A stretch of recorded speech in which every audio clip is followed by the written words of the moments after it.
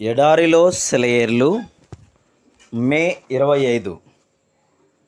ఏర్పరచబడిన వారు నిత్యమైన మహిమతో కూడా క్రీస్తు యేసునందలి రక్షణ పొందవలనని నేను వారి కొరకు సమస్తము ఓర్చుకొనుచున్నాను.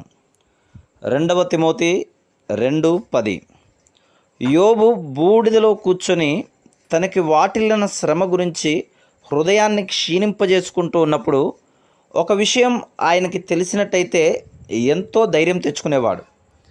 ఈ లోకానికి సంబంధించిన ఒక సమస్యను పరిష్కరించడంలో ఏ మనిషి అయినా దేవుడికి సహాయపడుతున్నాడు అంటే తానే ఆ మనిషి అని. కేవలం తన కోసమే ఏ మనిషి బ్రతకడు. యోబు బ్రతుకు కూడా నా బ్రతుకుల్లాంటిదే, కాకపోతే అది పెద్ద అచ్చులో రాయబడింది. కాబట్టి మన కోసం కాచుకొని ఉన్న శ్రమలేమిటో మనకి తెలియకపోయినా మనకి ఒక నమ్మకం ఉండాలి. యోబు తనను చుట్టుముట్టిన నికృష్ట స్థితిలో పోరాడిన రోజులే ఆయన్ని మనం మాటిమాటికి గుర్తు చేసుకునేలా చేసినాయి. ఆ శ్రమలు యోబుకి రాకపోయినట్టయితే ఆయన పేరు జీవగ్రంథంలో రాయబడేది కాదేమో. అలానే మనం పెనుగులాడుతూ గడిపిన రోజులు, దారి తెన్ను తెలియక కొట్టుమిట్టాడిన రోజులే మన జీవితాల్లో అతి ప్రాముఖ్యమైన రోజులు అని గుర్తుంచుకోండి. మనకి అతి విచారకరంగా అనిపించిన రోజులే అతి శ్రేష్టమైన రోజులు.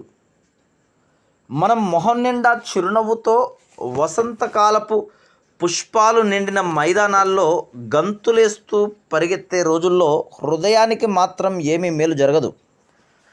ఎప్పుడూ ఉల్లాసంతో ఉత్సాహంతో ఉండే ఆత్మ జీవితపు లోతుల్ని తరచి చూడదు. అలాంటి స్థితిలో ఉండాల్సిన ఆనందం, సంతృప్తి ఉన్నాయి, కానీ హృదయం మాత్రం ఎదగదు. ఔన్నత్యాన్ని, లోతైన అనుభవాలను తరిచి చూడవలసిన మన ప్రవృత్తి మాత్రం ఏ అభివృద్ధి లేకుండా అలానే ఉండిపోతుంది. జీవితం క్రొవ్వొత్తిలాగా గుడ్డిగా వెలిగి చివరికంటా కాలిపోతుంది. దానికి నిజమైన సంతోషపు దగదగలు ఉండవు. దుఃఖపడువారు ధన్యులు. చలికాలపు సుదీర్ఘమైన రాత్రులు అంధకారంలోనే చుక్కలు కాంతివంతంగా ప్రకాశిస్తాయి. కొన్ని కొండపూలు మనం ఎక్కలేని ఉన్నత శిఖరాలపైనే వింత రంగులతో విరబూస్తాయి. బాధ అనే గానుగలోనే దేవుని వాగ్దానాలనే చిక్కటి ద్రాక్షారసం బయటికి వస్తుంది. చింతాక్రాంతుడైన యేసు తత్వం ఎలాంటిదో దుఃఖాలను రుచి చూసిన వాడికే అర్థమవుతుంది.